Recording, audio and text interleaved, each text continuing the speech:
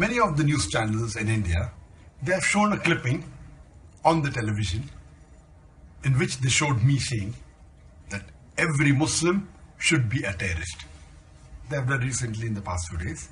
They have done it earlier many a times in India and other parts of the world. Whenever anyone wants to malign me, they show this clipping. But to give you the fact, this clipping, yes, it is me saying it, but it is out of context. To know the full context, I have said a few times in some of my speeches that on the topic of terrorism, that what is the meaning of the word terrorist? And I go on to say that a terrorist is a person who terrorizes someone. And I give the example that if a robber sees a policeman, he's terrified. So for the robber, the policeman is a terrorist. And this I picked up from one of the articles in Times of India that Inspector Angre is a terrorist to the underworld.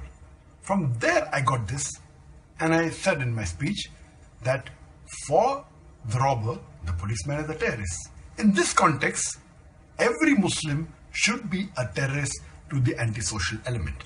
Whenever a robber, whenever a rapist, whenever a criminal sees a Muslim, he should be terrified. And every Muslim should be a terrorist to the antisocial element. But I went on further to say that commonly the word terrorist means a person who terrorizes an innocent human being. In this context, no Muslim should ever be a terrorist. The media picks up that statement, doesn't speak what I said earlier or afterwards, only pick up the statement of me saying every Muslim should be a terrorist, and they malign me.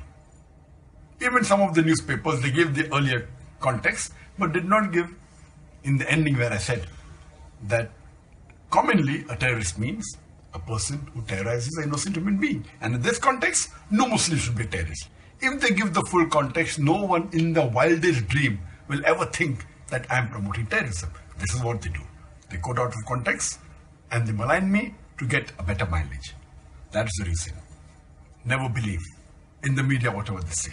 Always check up, as the Quran says in Surah Hujrat, chapter 49, verse number 6. When you get information, check it up before you pass it on to the second person. Islam condemns all acts of terrorism. Islam condemns the killing of innocent human beings. This is Dr. ذاكر Naik from the holy city of Mecca on the 1st of Shawwal, wishing all of you a very happy and prosperous Eid.